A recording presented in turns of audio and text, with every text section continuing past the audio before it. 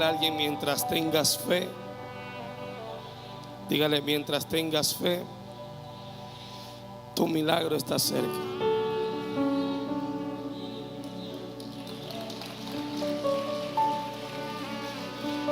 Ese es el tema que tenemos para esta noche, que vamos a disertar brevemente la palabra del Señor. Quiero que vaya conmigo a Hebreos capítulo 11, verso 1 en adelante. Hemos tenido una jornada bastante extensa. Fue muy bonito el retiro anoche con los del gobierno que asistieron. Fue un tiempo muy especial. Hebreos 11:1. La palabra la leemos honrando a los tres grandes del cielo. Su letra dice: es pues la fe, la certeza de lo que se espera, la convicción de lo que no se ve. Por la fe entendemos haber sido constituido el universo por la palabra de Dios, de modo que lo que se ve fue hecho de lo que no se veía. Vamos al 6. Pero sin fe es imposible agradar a Dios, porque es necesario que el que se acerca a Dios crea que le hay y que es galardonador de los que le buscan. Padre, en el nombre de Jesús, toma el control, Espíritu Santo, de tu palabra. Que tu palabra traiga vida, que tu palabra traiga libertad, que tu palabra traiga esperanza, traiga fe, Señor, para seguir caminando por encima de las circunstancias, las adversidades y todo lo que a diario nos toca sobrellevar. Te pedimos que el único espíritu que esta noche se pueda mover en este lugar con toda libertad sea el espíritu de poder, de amor, de dominio propio, el Espíritu Santo de Dios, y que Él traiga la revelación necesaria para lo que nuestro espíritu anhela y tiene sed esta noche. En el nombre de Jesús te necesitamos, Espíritu de Dios, esta noche. Que tu palabra sea viva, eficaz y más cortante, una espada de doble filo, y que penetre las emociones. En el nombre de Jesús, amén y amén.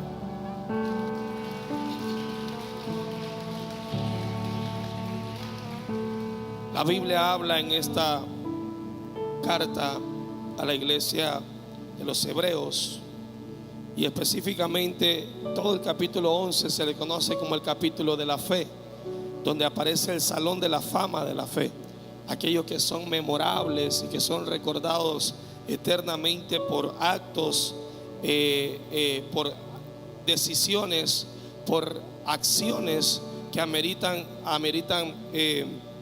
todo tipo de honra, y sobre todo esa acción se llamaba fe. Y Pablo escribe esta carta, algunos discrepan que es Pablo hoy de nuevo en ese sentido, pero para mí fue Pablo. Está entre Pablo, Lucas y algunos otros escritores. Pero quien sea que haya escrito esta carta se está refiriendo a una circunstancia que están pasando en este momento estas personas, y hacen un recap, hacen un recuento, hacen una historia de todo lo que pasaron muchos hombres y muchos antepasados, y cómo la fe los mantuvo de pie, cómo la fe fue la fuerza para que ellos pudiesen atravesar estas circunstancias. Y antes de llegar a este tema de la fe en profundidad, o querer activar la fe en ustedes, quisiera primeramente disertar o descubrir qué es fe, porque hoy meditaba en la tarde tranquilamente, pasivamente en mi espíritu, de cómo la fe está confundida hoy en día en la iglesia. Y sé que en otras ocasiones yo he predicado en este sentido y he explicado en este sentido, pero lo voy a volver a hacer. Y es que muchos creen que la fe es una adrenalina emocional, la cual lo llevan por un momento y por un tiempo y luego lo pueden abandonar. La fe no se puede medir por cantidades o por volúmenes. Cuando Jesús se refería a que si tuvieses fe como un grano de mostaza, en ningún momento Jesús está hablando de tamaño. Y muchas veces nosotros creemos que cuando alguien no se sana es porque no tiene el suficiente tamaño o volumen o altura de fe para poder ser sano. Muchas veces creemos que estamos en ciertas circunstancias porque carecemos del volumen o la cantidad de fe. Y la fe, amada iglesia, no es una adrenalina emocional, ni tampoco es una cantidad. La fe tiene que ver con el pasar del tiempo. Es decir, cuando Jesús habla, si tuvieses fe como un grano de mostaza, le diría a ese monte que se mueva, que se quite y se vaya al otro lado.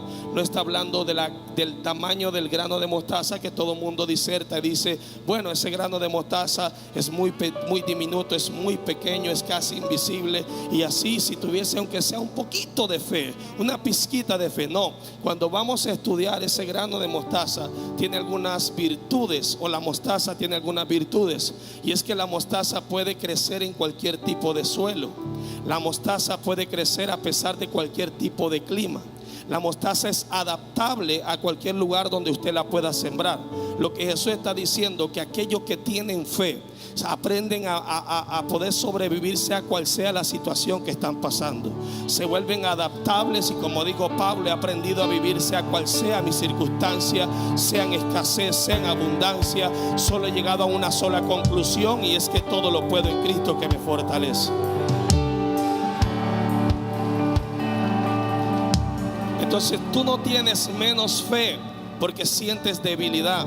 Tú no tienes más fe porque sientes un momento de emoción circunstancial o temporal. Porque muchas veces vemos gente en la iglesia diciendo, yo tengo fe que me voy a sanar. Pero cuando pasa una semana, la fe se desaparece o se desvanece, cuando en lugar que la enfermedad se vaya, empieza a incrementar o a llegar a su pico más alto. Muchas personas dicen, yo tengo fe que Dios me va a prosperar. Pero cuando pasa el tiempo y ven que las deudas se están haciendo más grandes y que son gigantes, demasiado grandes para vencer, y empiezan a ver cómo le gritan en su cara esas deudas, esos problemas, circunstancias, empiezan a abandonar su fe. Quiere decir que eso nunca fue una fe, sino que fue una adrenalina emocional que en su momento y en su tiempo brincaron y saltaron en la iglesia, lloraron en la iglesia, dijeron Dios lo va a hacer, pero cuando se tienen que enfrentar a la realidad empiezan a dudar de lo que Dios va a hacer. El que tiene fe no se deja llevar por emociones. El que tiene fe tiene firme su convicción, sabiendo que el que lo prometió lo va a hacer.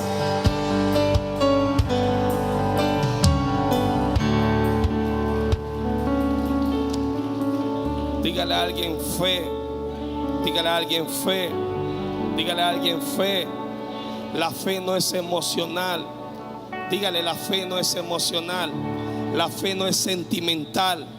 La fe no es una acción nada más meramente temporal. La fe tiene que permanecer. La fe no tiene pico alto ni pico bajo. La fe es estable. Por eso Pablo en la misma carta a los Hebreos dice, mantente firme en la esperanza que profesas, porque fiel es quien hizo la promesa. La gente de fe está firme. La gente de fe no se congrega hoy y mañana deja de congregarse por la circunstancia. La gente de fe no dice hoy Dios lo va a hacer, mañana no lo va a hacer. La gente de fe no abandona, la gente de fe no renuncia.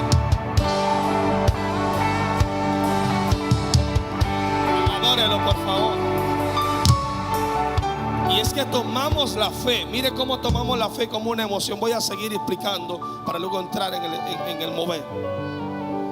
Tomamos la fe como voy a dejar la Coca-Cola, una emoción temporal.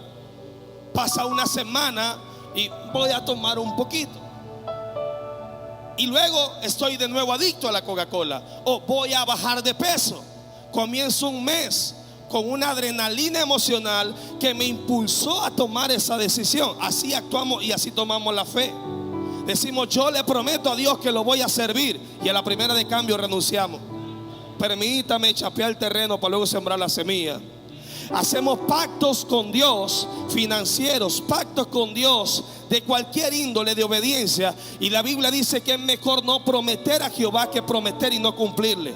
¿Por qué? Porque en un acto de emoción creemos que le vamos a doblar la mano a Dios y le decimos a Dios, mira Señor, si me abres esa puerta yo te voy a honrar, y empieza a hacer pactos de fe. Y cuando tú miras que la puerta sigue cerrada, entonces caducas a tu fe, y Dios dice, bueno, y entonces ¿en qué te fundamentaste?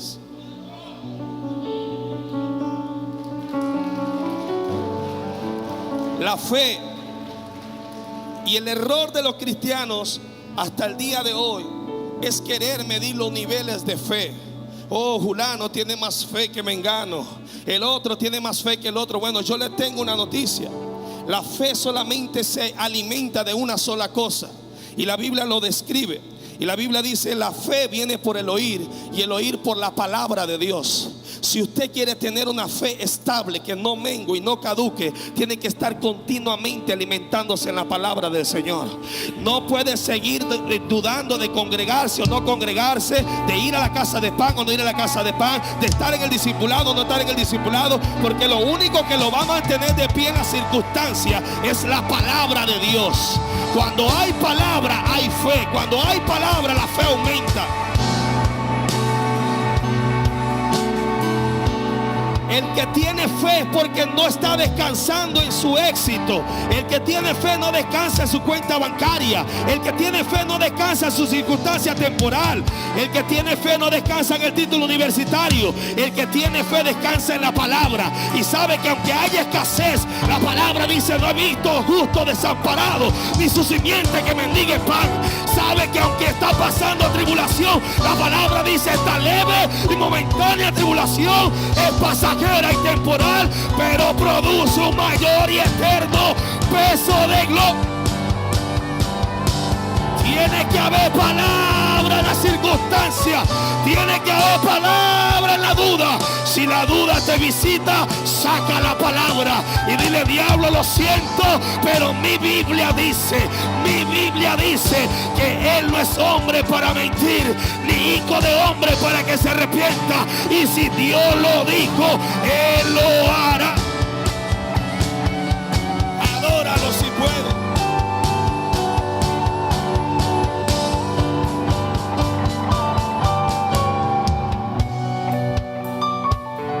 Abandona la adrenalina emocional. Dígale: suelta ese doble ánimo. Santiago dice que el hombre de doble ánimo es inconstante en todos sus caminos y no prosperará.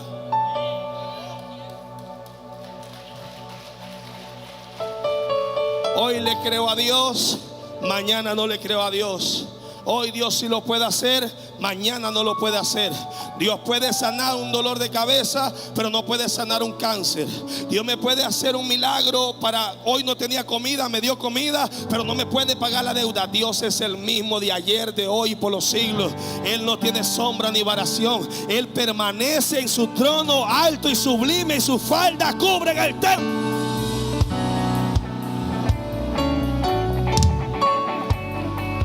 Dígale a alguien: no renuncie a tu fe. Dígale a alguien: no mengues. Dígale a alguien: no mengues. Dígale: mantente firme. Sigue profesando tu esperanza. Sigue profesando que hay esperanza en Él, que hay certeza y hay convicción de aquello que no se ve. Sigue demostrándole al diablo que tú no estás cimentado en emoción, que tus raíces están cimentadas en Él.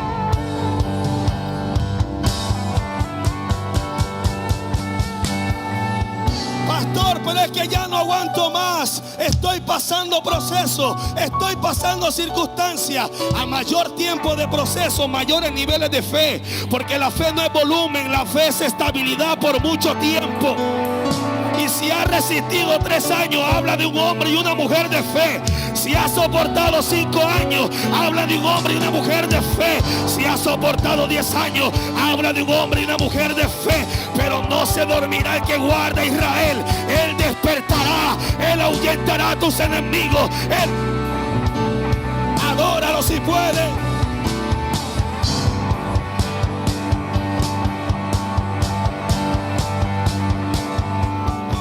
Dios no se ha olvidado de ti. Dígale: Dios no se ha olvidado de ti. Dígale: el justo florece como la palmera. Dígale: no te turbes de los impíos. Ellos crecen rápido, ellos no sufren mucho, pero son cortados y son echados al fuego como la hierba que hoy y mañana no es. Pero el justo florecerá como la palmera. La palmera tiene que crecer primero hacia abajo. Tiene que pasar años donde no se ve crecimiento, donde no se ve avance, donde no se ve perdón. Pero cuando está cimentada hacia abajo, empieza a crecer hacia arriba. Y puede pasar 400 años y la palmera sigue erguida, sigue estable.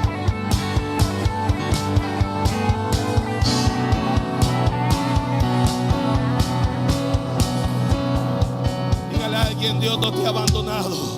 Dios no ha dejado tu casa, pero profetícelo. Hay gente que todavía está en otra cosa.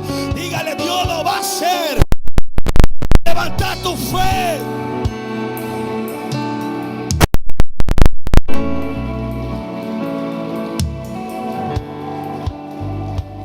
Por eso Pablo dice en Romanos que la fe es por el oír por la palabra. Necesitamos palabra de Dios. Cuando te alimentas de duda, renuncia a la fe. Cuando te alimentas de gente que contamina lo que tú cargas, te empieza a abortar el propósito. Pero cuando permanece escuchando la palabra, oh, ¿con qué guardará el joven su camino? ¿Con qué limpiará el joven su camino? Con el guardar su palabra. Oh, su palabra es lámpara a mis pies, lumbrera a mi camino. Lo que Dios dijo lo va a hacer, y Él me está guiando. Y aunque el camino sea un valle de sombra de muerte, no temerá mi corazón, sino que su vara y su callado me van a infundir aliento, y Él va a aderezar mesa en presencia.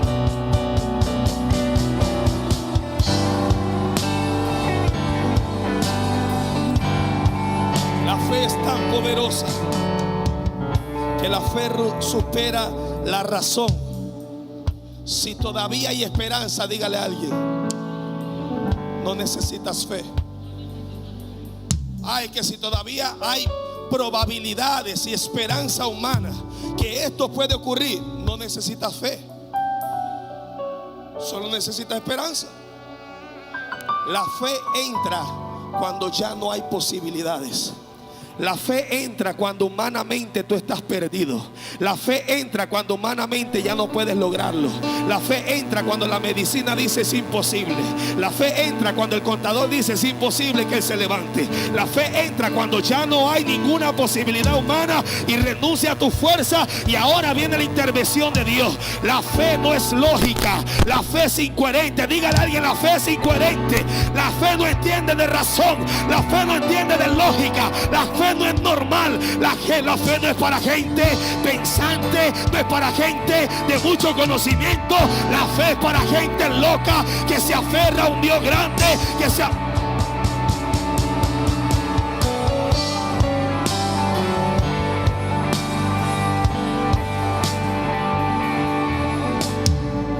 Por eso dice que lo que fue hecho de lo que no se veía. Para que tú apliques fe, necesitas creer en cosas que no existen.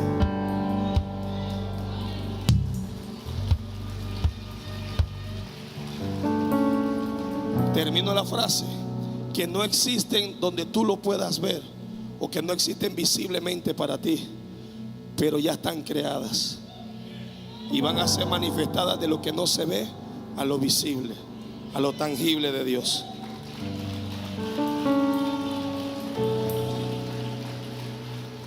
Así que necesito que esta iglesia sea una iglesia de fe.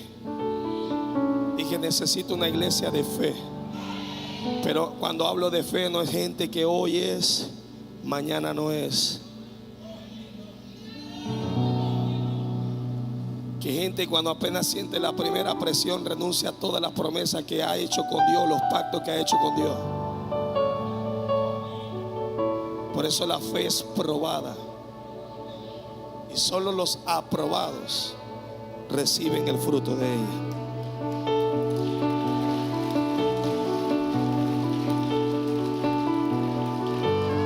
La fe es el único, tome asiento. La fe es el único atributo que aparece como don del Espíritu Santo en 1 Corintios 12. Pero también aparece como un fruto del Espíritu Santo. Si usted analiza, los frutos son amor, gozo, paz, paciencia, benignidad, bondad, fe, mansedumbre, templanza. Los dones, palabra de conocimiento, don de ciencia, don de lengua, interpretación de lengua. Y en ambos escenarios aparece la fe. Es el único que se repite en ambos escenarios. Es fruto y es don. ¿Por qué? Porque el don se hizo para darle de comer a otros, pero el fruto se hizo para que yo me pueda alimentar. Cuando el Espíritu Santo está en alguien, no solo lleva fe a otros, sino que esa fe lo mantiene alimentado a él.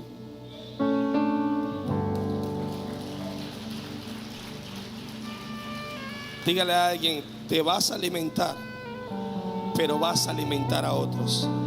Dígale: vas a comer, te saciarás, pero saciarás a otros, porque la fe será un fruto para darte de comer y será un don para bendecir a otros.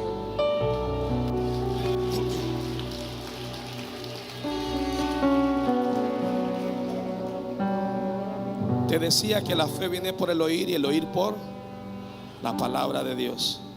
Y hablábamos de cómo los evangélicos desperdician tanto el concepto de la fe.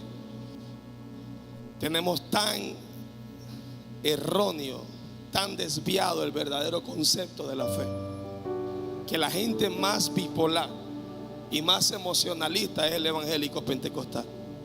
Es el menos estable. Si usted analiza las estadísticas, la iglesia que más claudica en membresía son las iglesias evangélicas pentecostales. A veces hay 500, de repente quedan 100 y así va. ¿Por qué? Porque no conocen la fe, porque creen que es la fuerza. Venga alguien delgado, alguien delgadito. Venga, tiene fuerza. No vaya a provocarle un problema ahí. Levántelo, cárguelo así como. Ok. El hombre ahorita está fuerte, ok, y él es capaz de levantar a Joseph con su propia fuerza. Esa es la fe que se aplica en el evangelio. Yo tengo la fuerza para creer. Esa no es la fe. La fe es que si él aplica su fuerza para sostener lo que él cree, yo sé lo que tú crees, es tu fe. Si tú tienes que sostener tu fe por mucho tiempo, te vas a cansar. ¿Está aquí? Te vas a cansar. Él puede estar fuerte ahorita, pero después de un tiempo no va a resistir. ¿Y qué va a pasar? La fe es sentarse en la roca que es Cristo y permanecer ahí esperando hasta que Cristo lo haga. No es en tus fuerzas. Dígale a alguien: escucha, Zorobabel, no es con espada, no es con ejército, no es con tu fuerza, es con mi Santo Espíritu, ha dicho el Señor.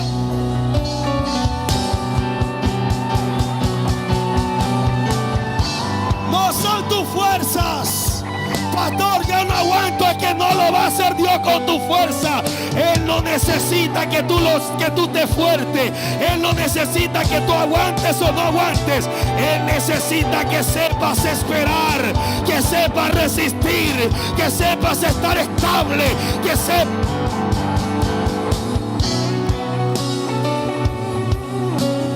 Dile a alguien: espera en Jehová. Espera en Jehová, porque los que esperan en Jehová renovarán sus fuerzas como el águila. Caminarán y no se fatigarán, correrán y no se cansarán los que esperan en Jehová.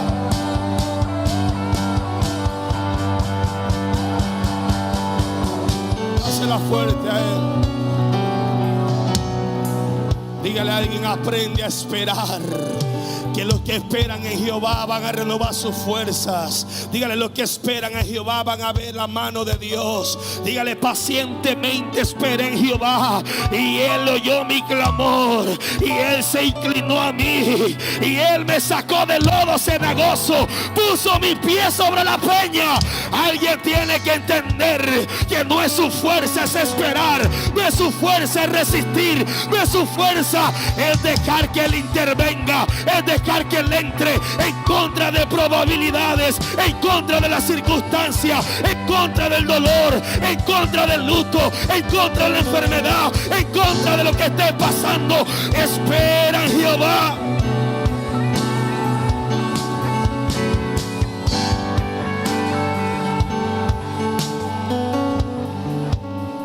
Toma asiento. La Biblia habla de un tipo que no era evangélico, que no era pentecostal, que no era emocionalista, que no vivía una adrenalina de creer o no creer. Es más, un tipo que no creía, nunca había creído, pero en cierta ocasión se enfermó un siervo en casa, y aunque la cultura le jugaba en contra. La situación financiera le jugaba en contra. Su posición social iba en contra. Su nacionalidad iba en contra. Su religión iba en contra. Su credo iba en contra. Y es donde la fe no tiene lógica. La fe es incoherente. Y la Biblia lo data como aquel a quien Jesús dijo: no ha hallado tanta fe aún en todo Israel como la de este hombre. Era un centurión romano. Para que lo pongamos en palabras más reales, era un sicario asesino. A eso se dedicaba el ejército romano: a matar, destruir y acabar con lo que se le ponía enfrente. Uno de los 3 ejércitos más grandes de la historia, de los 3 imperios más grandes de la historia, es el romano. Pues a él se le conocía centurión porque tenía 100 soldados a su cargo. No era un soldado raso. Él tenía una centuria a cargo de él. Lo que significa que para él haber escalado era más ágil para matar que los demás. Que para él haber subido de rango era más perverso que los demás para acabar con quien se le ponía enfrente. Pues ese tipo tuvo necesidad de un milagro. Y cuando llegó donde Jesús, le dijo: maestro, hay un siervo en casa que está a punto de morir. Y Jesús le dijo: está bien, vamos a tu casa. Y el hombre le dice: no, yo no soy digno. Sabiendo a qué se dedicaba, sabiendo cuál era su posición, le dice: yo no soy digno que tú entres en mi casa. Pero le dijo: yo tengo a cargo soldados. Y yo le digo a ellos: vayan y van. Y les digo a ellos: vengan y vienen. Y como estoy en autoridad y bajo autoridad, yo solo necesito que tú envíes la palabra y mi siervo en casa sanará. Escuche esto, désela fuerte. Lo sorprendente, o lo que le quiero compartir, es lo siguiente: él, en primer lugar, no hablaba hebreo. Amén. Él hablaba latín, que era el idioma que hablaban los romanos. Así que el idioma era una barrera. 2, él no era judío ortodoxo. No creía en la Torah y no creía en el Dios en el cual nosotros creemos. Él era politeísta, tenía muchos dioses. 3, él tenía una posición social alta. 4, él no creía en nada de lo que usted hoy puede escuchar a través de la escritura. Ni siquiera lo conocía. Y si la fe viene por el oír y el oír por la palabra, ¿cómo este tipo pudo creer si nunca había escuchado la palabra? Y todavía no termina allí. Jesús dice: no hay nadie con tanta fe en todo Israel. Pero en Israel estaba el Sanedrín. Estaban todos los fariseos que conocían la palabra mejor que usted y que yo. Se la sabían de memoria. ¿Y cómo es que gente que estaba llena de Biblia no tenía la misma fe de un asesino sicario pagano? Porque muchas veces en las iglesias escuchan la palabra, pero no se les revela la palabra. Escuchan la Biblia, pero no conocen quién escribió la Biblia. Y aunque él no había escuchado Biblia, tenía la palabra delante de él. Porque Juan dice: en el principio era la palabra era con Dios y la palabra era Dios. Él dijo: yo no fui a instituto bíblico, yo no entré a discipulado, yo nunca me he congregado, pero la palabra está delante de mí y solo necesito que él envíe esa palabra y mi siervo en casa va a sanar. Le estoy hablando a alguien: tú no necesitas tener 20 años para creer en el Señor y en lo que Él hará contigo. Solo necesita entender que hoy la palabra está aquí, que hoy la palabra te quiere sanar, que hoy la palabra te quiere hacer libre, que hoy la palabra quiere entrar en tu casa. Alábalo si puedes, adóralo si puedes. Adóralo.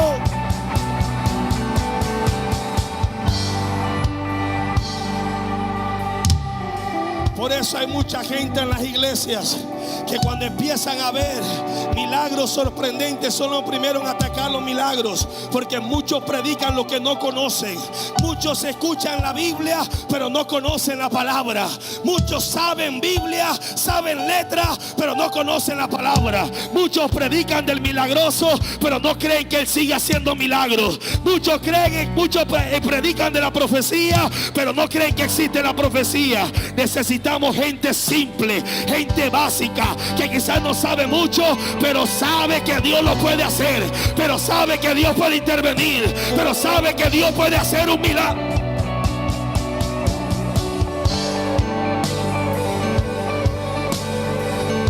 Esa es la fuerte. Dígale a alguien: yo no sé en qué versículo está. Dígale: yo no sé en qué capítulo está. Yo no sé ni siquiera en qué libro está, pero lo que sé que el Dios al que sirvo lo va a hacer. Yo no me sé el verso que tengo que decir, pero sí sé que Él caminó sobre las aguas, y si Él caminó sobre las aguas, yo voy a caminar encima de mi tempestad, porque Él dijo que aunque pase por las aguas no te ahogarás, y aunque pase por el fuego no te quemarás.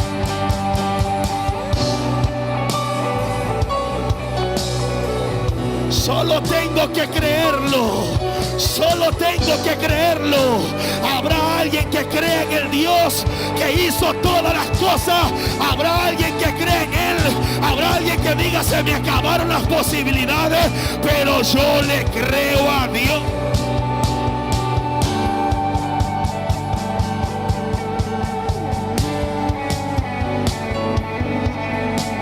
Dígale a alguien: la fe es.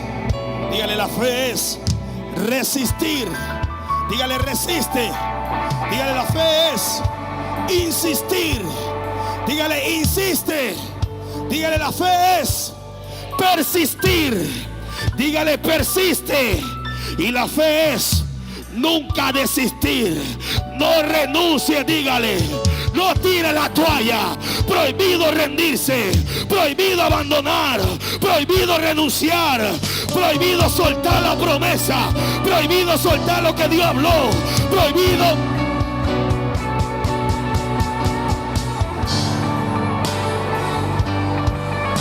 Los verdaderos soldados no abandonan la guerra. Los verdaderos soldados están dispuestos a morir, pero mueren con las botas puestas. Dígale a alguien: no te quite el casco, no te quite la bota, no te quite el uniforme. No renuncie al ejército, no renuncie al llamado. Persiste, resiste, insiste y no desistas.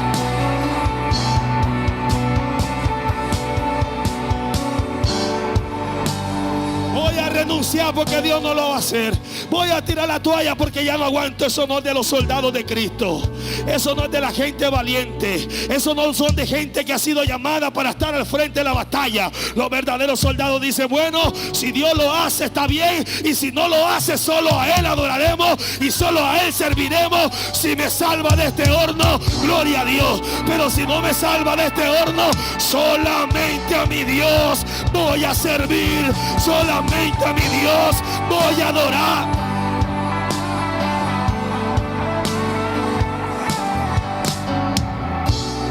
Dígale que no hay opción. Dígale: no hay opción. No hay opción.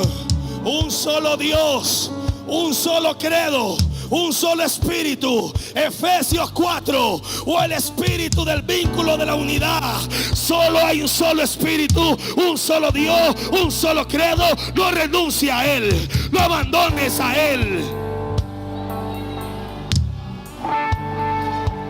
Por eso esos muchachos, cuando entraron al horno, dijeron: bueno, aquí solo hay una solución, no hay más.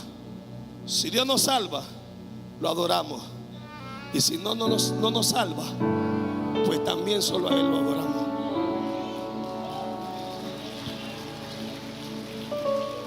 Es que hay mucha gente mercader hoy en día en el evangelio. Hay mucha gente que quiere negociar con Dios. Si lo hace, sí. Si no lo hace, no. Y como le digo a Dios: ¿dónde estabas tú cuando yo creé el cielo y las tierras? ¿Dónde estabas tú cuando yo creé el universo? ¿Dónde estabas tú cuando yo creé las estrellas? Dígale a alguien: calla y obedece. No pregunte y camina. Dígalo, vamos, que no hay todo el mundo está diciendo. Dígale: tú cierra la boca y deja que Él obre. Que no es cuando tú quieras, es cuando Él entiende que es el tiempo correcto.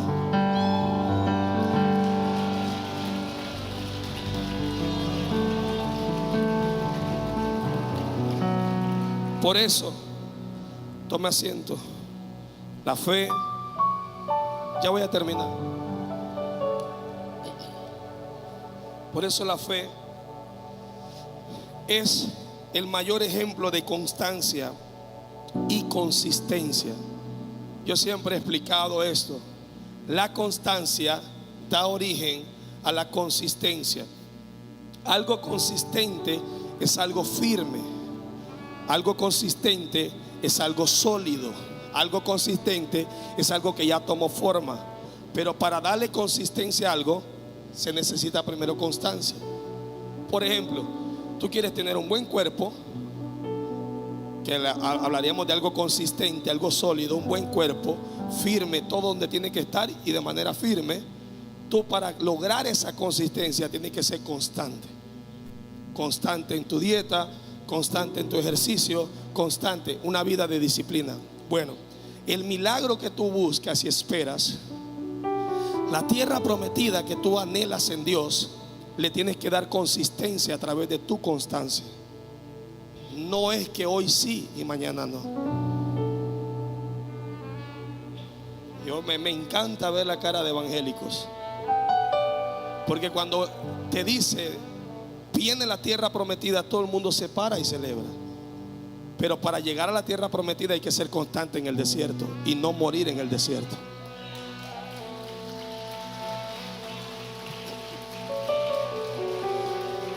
Por eso la Biblia dice: no nos cansemos de hacer el bien, porque a su tiempo segaremos.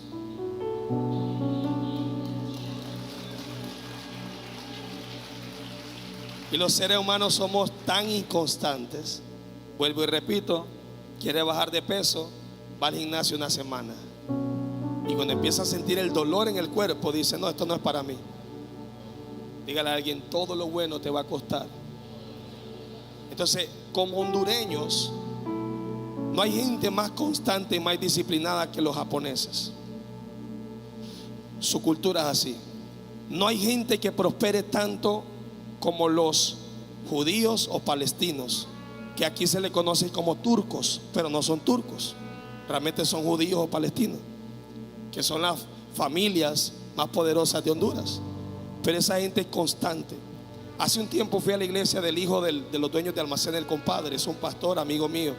Yo he ido donde él, y él pronto iba a estar también aquí predicando. Se me ha olvidado confirmar fecha ahí. Y yo le decía: ¿cuál es la clave del éxito que su papá tuvo para un imperio ahora? Me decía: lo único que yo le puedo decir, pastor, que desde que yo tengo memoria, para él nunca hubo un fin de semana, nunca hubo un domingo, nunca hubo nada más que no sea trabajar todos los días de manera constante. Y el evangélico no le gusta eso. Sus caras cambiaron, porque el evangélico quiere todo rápido y fácil. Da su primer diezmo y quiere mañana ser millonario. Da su primera ofrenda y mañana quiere que alguien le dé el doble de lo que dio hoy. Hace su primer ayuno y mañana quiere que los demonios se manifiesten y huyan de los cuerpos. El evangélico promedio quiere que en su primera oración el Espíritu Santo fluya y se derrame sobre toda la iglesia. Dígale a alguien: una vida constante.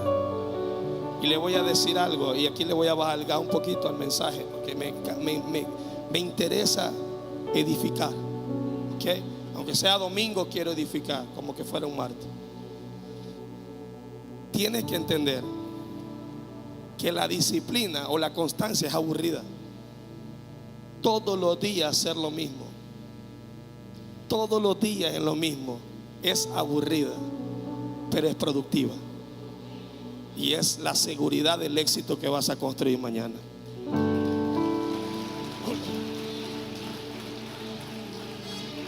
Hoy yo no tenía ganas de predicar. Me siento cansado físicamente, agotado físicamente. Y siempre hay picos emocionales porque somos seres humanos. Y no es porque la estoy pasando mal o no sé, ni sé si no sé si estoy pasando proceso o no, la verdad. Solo que hay momentos donde no hay ganas de nada.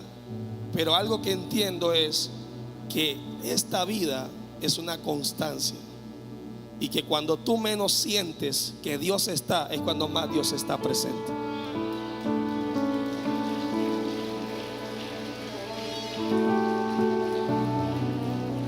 Así que el negocio no funciona. Mira el problema de los hondureños.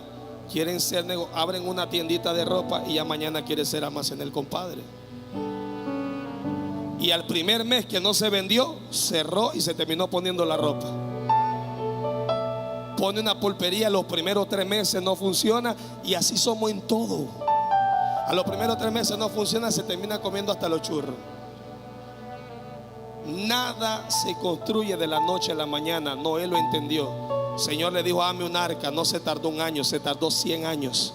Pero nunca dejó de poner una tabla. ¿Quién se va a tardar 100 años en hacer un arca? Solo Noé. Usted dirá: wow, ¿cómo se tardó? Sí, pero lo logró. Porque por lo menos hoy no habían ganas, porque no se veían señales de lluvia, pero decía: voy a poner una tabla. No veo señales de lluvia, pero voy a poner otra tabla. No veo señales de lluvia, pero voy a poner otra tabla. Hoy parece que no va a llover, pero voy a poner otra tabla. Voy a seguir construyendo y hasta que no vea la lluvia no voy a dejar de construir. Alguien está aquí. Alguien está aquí. Dígale a alguien: sigue construyendo. Sigue construyendo. No te canses de construir. No te canses de poner la tabla. No te canses de poner fundamento. No te canses.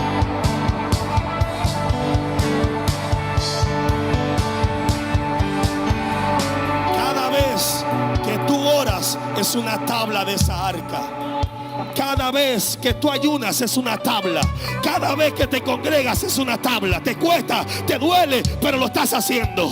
Cada vez que ofrendas es una tabla. Cada vez que diezmas es una tabla. Y te tengo una noticia: cuando pasa el tiempo, eso que construiste salva a tu familia. Eso que construiste preserva a tus generaciones. No se salvó el vecino, no se salvó el alcalde, no se salvó el presidente, no se salvó nadie. Solo los hijos de Noé, solo la familia de Noé. Porque muchas veces Dios se va a tardar, pero mientras tú estás trabajando, estás preservando tus generaciones. Cada vez que lo buscas, Dios está preservando tus hijos. Cada vez que siembras, Dios está preparando lo que tiene para tu descendencia. Alábalo.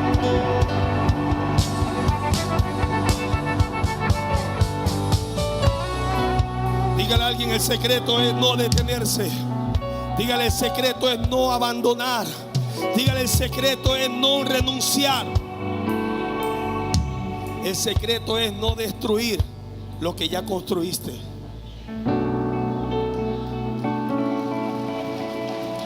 Se imagina Noé a los 99 años, cuando ya solo faltaban unas cuantas tablitas, o ya solo faltaba la compuerta.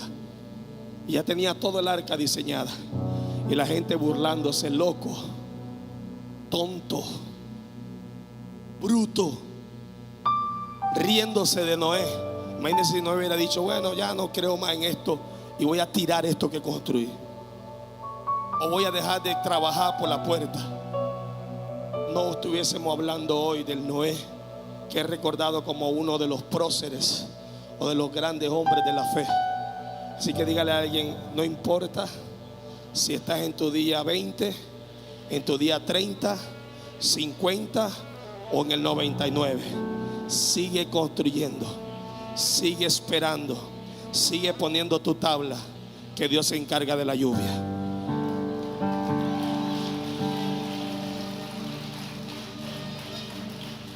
Hay una parte que le corresponde a Dios, pero hay otra que te corresponde a ti.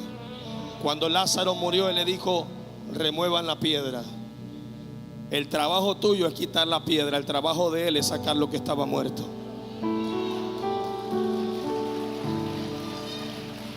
Póngase de pie, póngase de pie.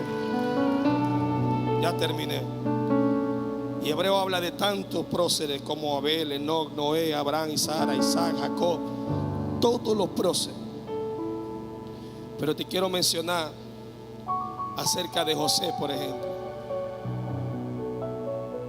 Solamente fue un par de sueños lo que lo mantuvo vivo en 17 años de esclavitud, 17 años de soledad, 17 años lejos de su familia. Solo un par de sueños. Tú, a diferencia de José, tienes la Biblia que te habla día con día, pero pudo resistir. Llegó el tiempo donde llegó a su cumplimiento. Dígale a alguien: sigue subiendo. Dígale: sigue subiendo. Venga, Eiso. Dice la Biblia, así de pie, que había 3 años y medio en el cual había sequía en Israel y no parecía que iba a llover. Y cuando Elías mata a los profetas de Baal, dice que Elías va al Carmelo y empieza a orar. Y Elías está orando. Es mala idea hincarme porque ando golpeado. Elías está orando y dice que empieza a mandar al siervo: ve y sube a la parte alta del monte. Y el siervo empieza a subir. Suba, vaya hasta allá, suba. Y regresa el siervo. Vamos, pero Dios mío, con ese siervo Elías se hubiera muerto de una cólera. Y le preguntó: ¿qué ves? Y el siervo le dijo: no veo nada. Le dijo: vuelve a ir, vuelve a subir. Y el siervo volvió a ir por segunda vez.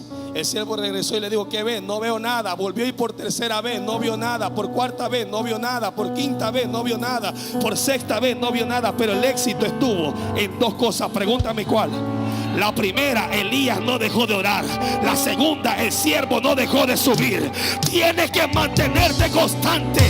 Sigue orando, sigue subiendo, sigue orando, sigue subiendo, sigue orando, sigue subiendo, sigue orando, sigue subiendo, sigue orando, sigue subiendo.